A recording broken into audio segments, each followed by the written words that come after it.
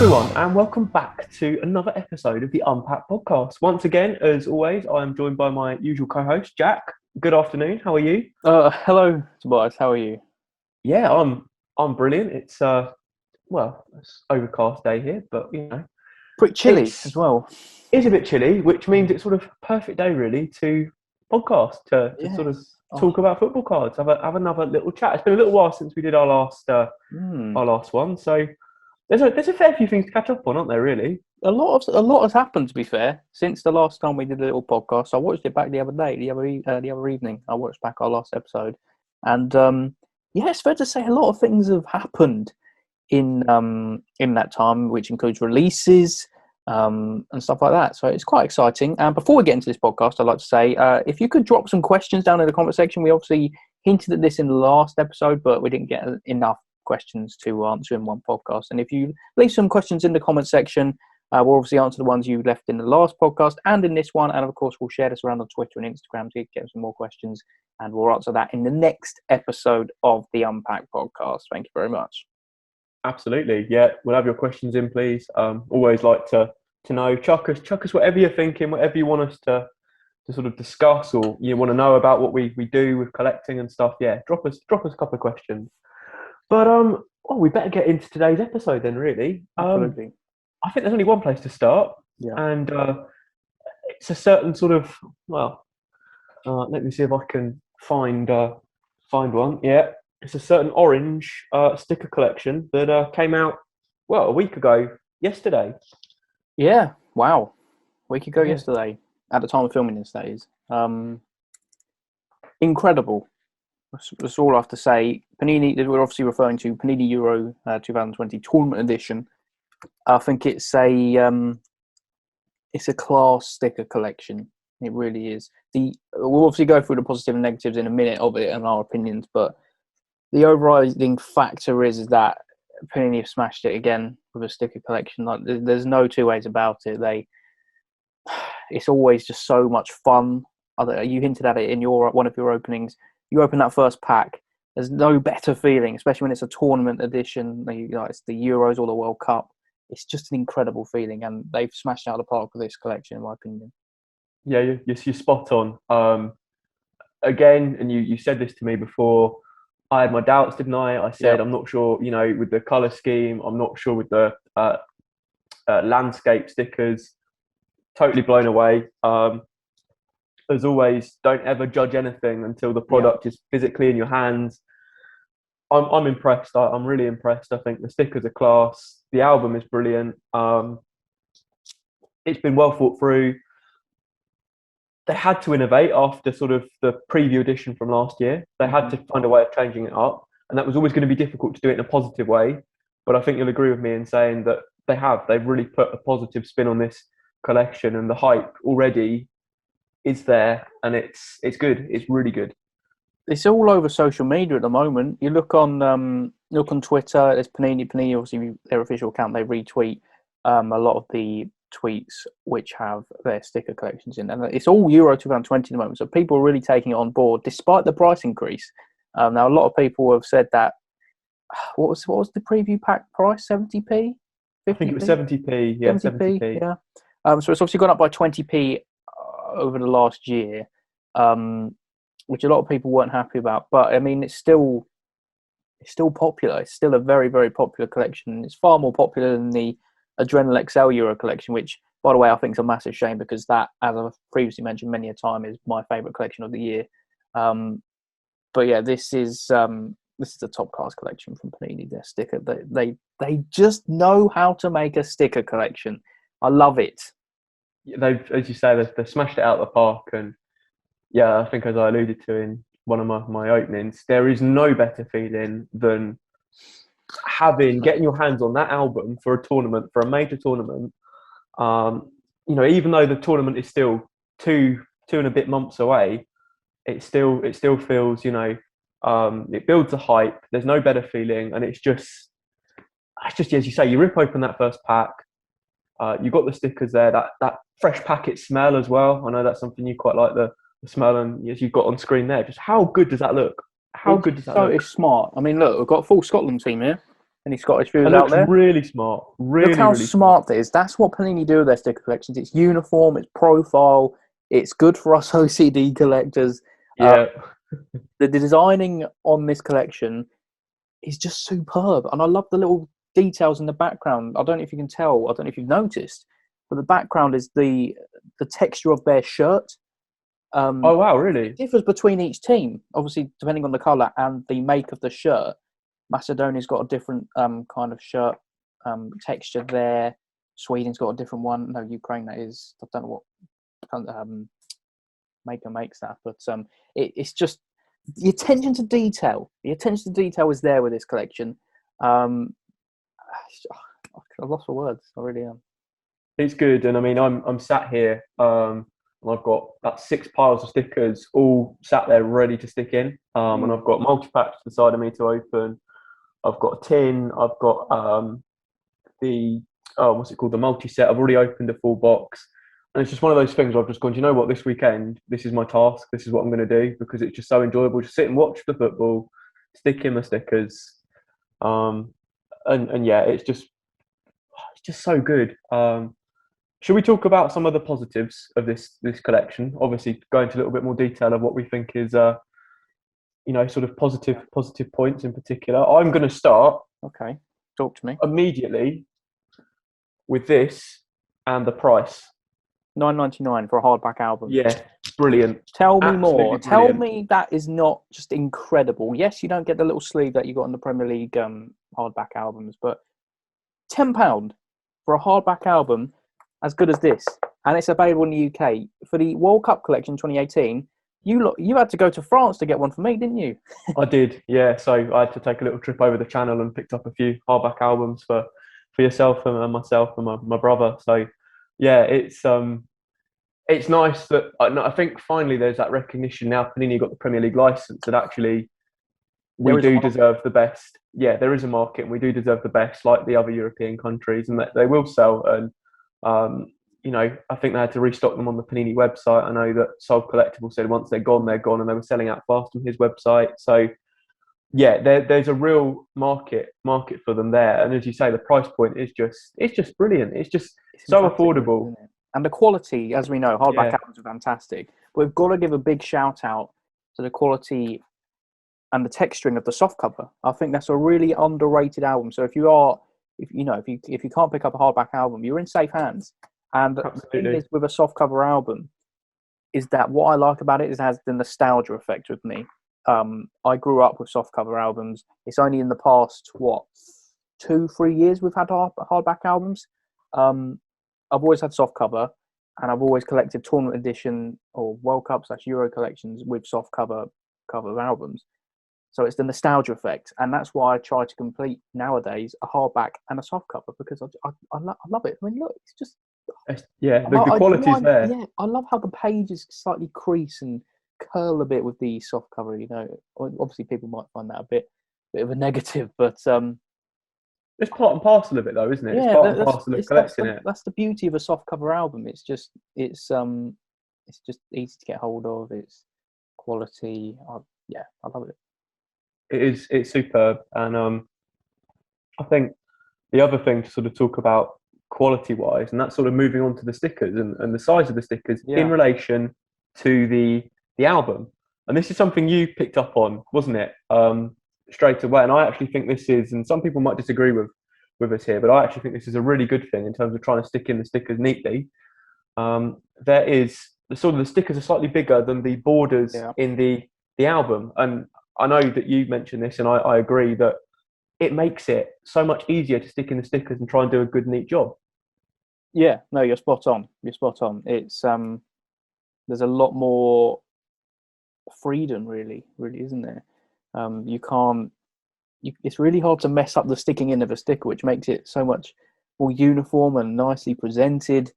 And the stickers themselves are really good quality. And yes, admittedly, as you mentioned, I wasn't a fan of the landscape initially, but it's grown on me. I really, really like it. I think when it all looks stuck in together, once again, it's superb. And as you mentioned before, don't judge a collection from the previews and all that, or the trailers or whatever, the first images. once you get it in hand, especially with Panini collections, it's been the case for about 2 or 3 Panini sets this year. They're better in hand, including the Prism, I must say. Mm. No, you're spot on. You are spot on. And I think the thing is that when you're sticking a sticker now, you're less likely to see the white or orange border. If you slightly stick it to the left, or even if the sticker isn't perfectly cut, it just makes it that little bit easier. So I think that's a positive addition. What about yourself? I know I've covered 2 biggies and 2 that you were a fan of, but yeah, is there anything from you? Any other positives? I'd say, I don't know. I think, again, it's quite hard to pluck out any negatives or any negatives from this collection. I'm trying to think of some other positives. I think the player choices as well has to be considered as pretty solid. There's a few questionable ones in there, but it's quite hard to judge, really, isn't it? It is, yeah. The thing is, as I saw Chris Clover say, I think in an article, I don't know with which newspaper, it might have been the I think it was Mirror. Star, Chris, wasn't it? was it Star or Mirror? Whichever one it was, Chris, if I got it wrong, I apologise. But he was sort of saying that Panini can only go with what they go with at the time. And if you look at England's most recent international squad, it was pretty similar. Pretty much all the players that feature in the album were in that squad. And he's quite right. Unless there might be 1 or 2 players between now and the end of the season that have a great run of form, or someone might get really unlucky or get injured. But other than that, they can't really do much more. It is just guesswork, and I think they've done like you say, a pretty good job. Yeah, it's just if we go in terms of England, the players who I think are missing out from this collection are Saka, John Stones. Obviously, recently Lingard picked up some form, so a lot of people were saying, "Oh, where's Jesse Lingard?" But that was literally as a matter of weeks ago. I think he's only in this recent squad as well because of the injuries to Grealish and stuff. Yeah. So yeah. I was just off topic a bit, but I saw a little tweet earlier saying that Southgate's set to leave Grealish out instead of Lingard and put Lingard in. There'd be uproar. There'd be uproar. If he does that, I'm supporting Scotland. Yeah, it's if Jack Grealish doesn't go, we're going well off topic here, but if he doesn't go to the Euros, then fuming. I think he's going to disappoint a lot of people, and a lot of people will be calling for his head. So, yeah. Anyway, back on topic. Absolutely. I hope they release some update stickers for this collection, because there's another big name that's returning to international football, and that's Zlatan Ibrahimovic. He said he's playing in the Euros. He's been playing in the qualifiers recently. He's back in international football, and rightfully so, because incredible striker, and I can't wait. I love Zlatan. I love watching him. He's an animal.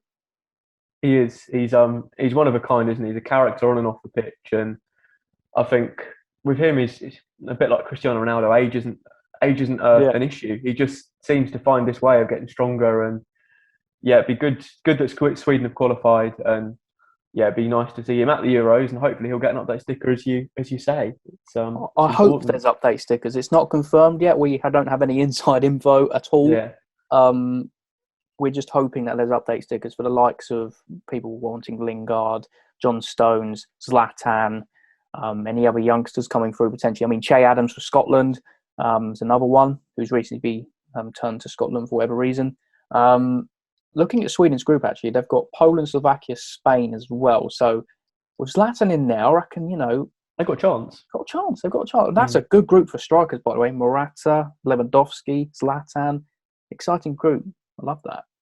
It is. It's and as you say, we don't know anything, but you'd like to think on recent history of Panini and major tournament sets, they always tend to release an update set. So you'd like to think that they'll follow suit this time. This time around, didn't they? Yeah, they did, and Euro 2016. Did they? I didn't. Yeah, I'm a bit of a part timer back then, but yeah. But I suppose if we're picking at it, and I think it's only fair to do both sides of the argument. Obviously, you mentioned price point, and we'll touch upon that again in a minute. But the other slightly negative that people have picked up on, and again, Panini have, to be fair to them, come out and answered the question, was that on the stickers, for those that really pay attention to the stickers, the clubs are missing for the players. That was what I was going to say. It's a shame. Big shame. It is a shame. But Panini have cited the difficulties with COVID, and you can understand that. The transfer market this year has been, well, it's been completely different to any other season in terms of when it opens and closes and players' contracts. So I can totally understand why they've admitted it. And at least they've come out and they've given an answer. I think that's the other important thing to note there. They have come out and addressed it head on and not shied away from it. And used any old excuse. They have come out and answered it. So I think that's fair enough. Do you want to touch again on the price then? And the only reason I want to touch on that again is, and this is something else that I'd seen online, was obviously there's the increase to 90p a packet, which I think is their most expensive tournament edition collection, if you like. Where I've seen people have a little concern is that the price has gone up, but so has the number of stickers. Yeah, it's true. And it's only what, another maybe 20 or 30 stickers on the last Euros collection or the World Cup collection or whatever, but it does make a difference. It makes it tougher to collect to fully complete. If you're one of those people who goes in and uses it like what Panini stickers are traditionally for, which is an impulse purchase. You're at the front of a till, you see them on the desk, you pick one up, so get a couple of packs. I've got a counter to that, to the price argument. Is there 140 packet box? Is it 140 packs? Yes, correct. Yes. That guarantees you complete the collection for £120, and that's available on Panini's website. So if you're one of those who's thinking, this is far too expensive, if you're buying impulse packs continuously, the chances are you'll probably spend around 120, probably more than that, on the packs themselves, especially when it comes to the multi-sets and whatnot and the tins. So if you want to guarantee completing your collection, and you think you get an album with the box as well, you do, I believe. £120. It's simple. And I also want to come in as well on the point of cost of completing, because I thought this is very interesting. Obviously, each year that these tournament collections come out, there's always a little bit more media interest in terms of how many people try to complete and the cost of completing. And I think you've probably seen as well that the things in years gone by where people have gone, it costs £800 to complete a collection. And people only work that out on if they buy X number of boxes and don't swap and don't do anything. I think someone this time around had worked it out that if you buy a full box, assuming that people don't want to go and buy the 140 packet box and or can't afford to in one go, they reckon, again, I can't remember where I saw this, but if you buy I think it was around 150 packets over the course of doing the album, and then have a friend who's also done the same, and you swap with each other, and then maybe send off for the final few stickers that you need, it will only cost you, I think, in the region of 160 to 180 pounds to complete over a period of time. Yeah, which again isn't bad at all. It's not bad at all. It's not bad at all. So I think people need to pay less attention to the headline grabbing £800 university professors with no idea of actually what people do. £800 to complete a sticker album, get in the bin. Yeah, just rubbish, isn't it? Absolute rubbish. I haven't got a clue. Swapping's a massive thing. People neglect swapping. Obviously, it's a bit different this year. But come the summer, I think restrictions will be slightly eased, and people can go out with their mates and organise a little. We've done it. We've done a walk outside and done some swaps, which we arranged before. It's easily done, and it saves you money. Yeah. Safe. Yeah. And it gets you out and about, really, especially during the summer. I mean, it's going to be an incredible summer. It's going to win the Euros. Absolutely. Particularly if we take Jack Grealish, we stand a chance if we take Grealish. Yes. But I suppose closing thoughts then. I know my answer to this. Would you recommend this? Yes. So, absolutely. You'd be silly if you're going to spend any money this year on something like a hobby. This is the one. Yeah. There's just one last thing thing a lot of people critiqued about this collection: the lack of shinies. It's a shame. Oh, okay. There's not like a captain sticker, but again, that could be difficult due to COVID and restrictions and who's the captain. It changes pretty much every game for England. But to be fair, like when I was opening the 100-pack box, for me it was far more exciting. Maybe it's going 5 or 10 packs without a shiny and then hitting one because there's so few in the collection. I think it makes it nicer. I think it personally adds that shine back to. Yeah, it makes it more good band. It's more of a special moment, special feeling when you get the shiny sticker, but the only shinies in there are the ones on the front page and the badges. I think there should be more. The duo stickers, the lineup ones, I think possibly could be shiny or the same. I don't know. Overall, definitely recommend, and we'll put a link in the description to Panini's website so you can go and pick up some stickers for yourselves. I think that's smart. Absolutely. Yeah, definitely. Yeah, just anything you do this summer, if you're wanting to watch or get involved in the Euros, then you've got to be collecting this. Simple as. Absolutely. This leads into the next topic of conversation, F1 Chrome. This was released. Yeah, we're going from very positive to down the drain a bit. When was this released? I believe it was end of last week. Last week. Yeah, Wednesday last week. So just before the Euro stickers. I just want to clarify with the Chrome that we're not criticising the product in terms of the physical product, because I actually think we both agreed that they looked like there were some nice cards in there. They look awesome. I'd love to get my hands on one. Yeah, as would I. As we both had many discussion last week about these.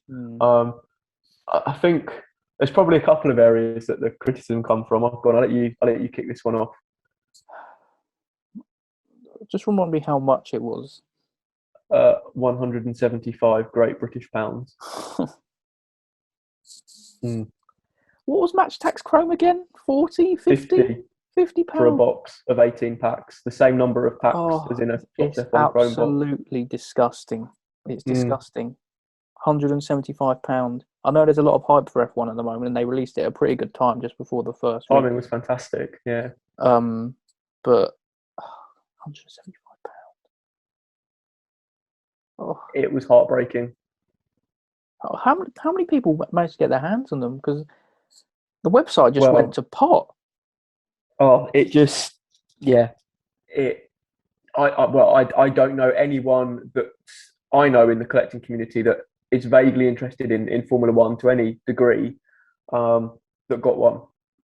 I don't know anyone that got one, and I think there was only one person on a Twitter thread underneath them releasing it that said that they had one or managed to get one. I think the price point was one element, and I think it possibly put some people off. But as you say, the website's lack of ability to handle the demand, volume of traffic and the bots and everything else that comes with it was killed it for everyone else that was trying to get one, really. Yeah, I saw a lot of people just sneezed. No, you just sneezed. Yeah, I just sneezed. Yeah, very nice. I saw a lot of people on Twitter just see the price of it and just think, nope, I'm off. See it later. Nice to speak to you.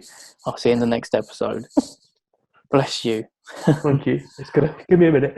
Okay. Yeah. It, as we said, it couldn't handle the volume of traffic. It just created so many issues, and it created such disappointment. And the reason there was so much traffic on there at that time was Topps initially went, should we tell you what time we're going to release it?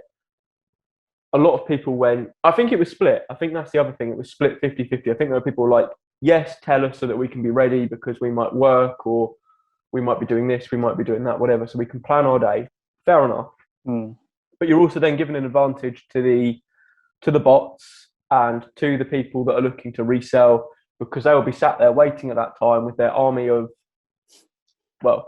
bots and, alt accounts and whatever, looking to pick them up and disappoint everyone so they can then sell them for double or triple the price on eBay. And anyway, Topps went, well, we might let you know roughly what window it's going to drop in tomorrow. I think it came to 10 o'clock on the day of release, and they went, it's launching at 4. So that created all the issues, all the problems, and all the disappointment ultimately. And yet there were complaints about the price point, there were complaints about the website, and it was just chaos. And there's going to be a lot of disappointed people that will just ignore this collection altogether probably now, which is a shame. Yeah, it is a massive shame because Match Attax Chrome was so successful, so much fun, and well, you know for a fact that I'm not an F1 fan. I haven't really given it a chance or anything like that. But I'd have loved to open up some of those packs because I think it was an auto one in every other box. I'm pretty sure. Yeah, auto 1 in 2 boxes, guaranteed. So there was a certain number of cards guaranteed, weren't there, in each box as well? Yeah. And I mean, the odds were much better of finding better cards in the F1 version. So maybe up the price to 75, but not 175. Come on. It's just money making. It really, really was, unfortunately. And, you know, Topps had done so well because the collection looked good. There were team principal cards, there were key team personnel in there as well. So it wasn't just on the drivers. There were lots of different people involved in Formula One, which made it so appealing to me. I'd have loved to have got an autograph of Lewis Hamilton just as much as I'd love to have got one of his boss, Toto Wolff, because it's one of those things where people that know Formula One know that the drivers are only one part of the bigger sort of cog in the team, and there's lots of different people that make it function and work. So that would have been really, really cool to have some of those cards, and I hope that they add some of those concepts into some of their, I suppose, trading card collection, if you like, and sticker collections going forward, not just leave them for the premium products. But yeah, it was a disappointment. I think Topps this probably leads on quite nicely to the next product we're going to talk about. I would say that Topps have probably learned from that. Would you agree? 100%. Well, this leads perfectly into the next one. We started from positive, gone to negative, and we're back to positives. 1995 Topps Merlin, I think that's what it's called, something like that. Incredible. Topps Merlin 95, yeah. That's it. Fantastic. Yeah. Massive congratulations to Topps. They have absolutely smashed it with this. It's a guaranteed auto in every single box you buy, which isn't just a box of, the see-through pack. It's individual packs, which is brilliant, especially for us content creators. That's going to be so much fun to open up, to see what auto we get. Yes, there's some stinkers in there. There's some absolute stinkers, Shakhtar Donetsk players and whatnot. But the sheer enjoyment and the look of the cards as well. It's based on the Merlin stickers from 1995, which is such a cool idea. And there's numbered parallels as well. Toby, I am buzzing. I didn't pick one up, but that, as I explained to you, was for reasons that I've decided, since I couldn't get hold of the Chrome, I was going to invest my money elsewhere and a few other things that I'm chasing. However, I'm excited for you, and I'm excited for anyone that's got one of those boxes, because you look at the checklist, as you say, there are some stinkers on the auto checklist, but overall, there's some great concepts in there. There are some beautifully retro designed cards. They are just beautiful, some of them. And the concept, as you say, of physical packs, yet with guaranteed content, but for a content creator or just anyone in general, not knowing what one of those 8 packs is going to contain, your autograph or your parallel or whatever, it's just good. Topps have hit the nail on the head. And the price is brilliant, affordable, so affordable. Was it £90? £90 for brilliant. That product. Yeah, absolutely incredible. Free shipping as well. We love to see it. God knows when it's going to arrive, because I'm still waiting for my Ojo Bonito set from the Firmino thing. But beautiful pronunciation, by the way. Thank you very much. I've been working on it from watching your videos. Don't start. I won't start. It's just, I can't wait. I cannot wait. And it's the fact it is individual packs. I think those who buy boxes to then sell the packs as individual packs as like breakers, those people on Instagram who buy a random pack. I think that makes it quite successful as well. And I think it's gonna. That was a very loud car which just went past. I didn't hear it, so you're good. Oh, you didn't hear it. It's going to mimic the success of Match Tags Chrome. I think it's got that, probably even better it really with the guaranteed auto. I don't know what the print run was on the boxes, but it was one per customer, which is that's how easy it was. That's how easy it was. I think, to be fair, just to go back to the Chrome, it was one per customer with the F1 Chrome as well. But the key with this one is Topps said that this was coming soon the day before, and then just dropped it, didn't they? I think just before midday. Yeah. Now, I went on the website and had a look. Just while I was browsing Twitter, it came up that they dropped it, and I looked. I think it was 25 minutes after release. It was still there, so it was available. The fact that they hadn't released a time meant the website wasn't clogged with bots. It was still there. I think you could get it up until about 35 minutes after initial release, which is good. Which meant that there was a time window. There was a decent time window for people to pick it up. The website wasn't laggy, wasn't crashing every 5 minutes. It worked a lot better. The option was there. People could browse and have a look and didn't have to make a snap impulse purchase. They could find out more before deciding whether or not they wanted to, that's to exactly buy. What I did. Exactly what I did. Yeah. And, you fast forward a week and, all of a sudden Topps are getting a lot of praise, and rightly so, for releasing this brilliant, high-end product that not only sort of got people excited, but got a lot of people that don't normally touch hobby excited for nostalgia reasons. Yeah. And have decided to purchase because it reminds them of the 90s and the 95 sticker collection. So you'd like to think they've learned, and that shows that they've learned, and that is a huge positive. It rewarded those who have tweet notifications on for Topps UK. I don't, so I got pretty lucky because I saw the tweet 32 minutes after it went live. And I think it sold out, as you said, 40 minutes after it was launched. So yeah, it rewarded so many people who are, keen collectors, keen hobby collectors, whatever sort of field they're in. It kind of united everyone, whatever field they're in. If you're a hobby collector, if you're a entry-level collector like myself, I'm kind of a mix between the two. If you're one who likes the rookies, it got them involved as well. It was a really good balance of everything, really, and the price, as we mentioned, is absolutely fantastic. And it compare that to Panini's cereal box release, where you literally got 25 cards for £50, and Prism is overpriced. I don't want to get into that, but this is just you've got to give Topps credit where it's due, because it's fair to say they've had a lot of stick over the past 6 months. So fair play to them, and I am buzzing for future releases now if they continue on this model. Absolutely, and I think the other word I'm going to chuck in there is it hit a niche. Yes. And I mean that by I think it probably caught out a lot of the American collectors because they didn't really understand the concept. The concept was based around something that was only available in the UK in the 90s. So it sort of felt like as well that Topps were doing something for their UK customer base, if that makes sense, that they were releasing something specifically for that market. And if they carry on along that line and think more about their core customer base of UK collectors and people in this country that have collected for a long time, then they're definitely going down the right route, I think, in terms of being able to win people over and as you say, do the right thing and be a success. Yeah. They've been more transparent as well with the pricing and the shipping and everything like that. They're definitely working towards it. And I think this is the direction Topps are going, honestly. I think with the entry-level sets, I do feel like Panini are kind of taking over, really, especially the past couple of years.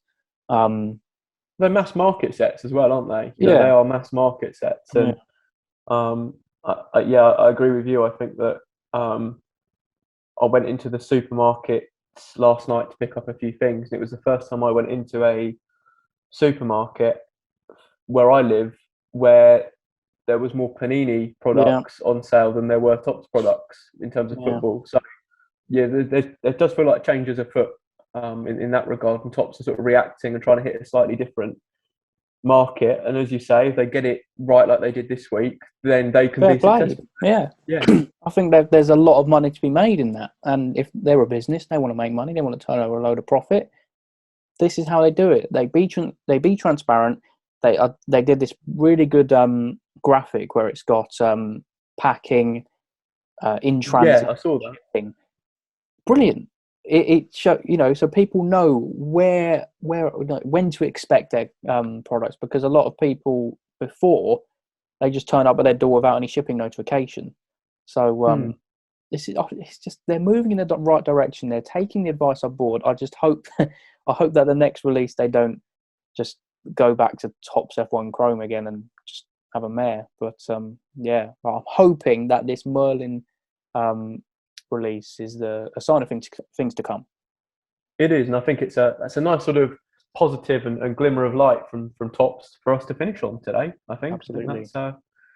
That's a nice way to end. I think that's all. Well, all for us to say now is thank you for listening as always, and of course we are available on all your podcast platforms, whether that be Spotify, Apple Podcasts, or of course on YouTube. And don't forget to subscribe, because it does help us. And we will be happily taking your questions for the next episode. And anything else to add? Well done to Topps and Panini. That's what I have to say. A really good few weeks. Absolutely. And thank you for joining me, Tobias. Nice. It's always a pleasure doing an Unpacked podcast with your good self. It is. It's been too long. We won't leave it as long for the next one. Get those questions in. But enjoy the rest of your day, guys. It's goodbye from us. See you later, lads and lasses.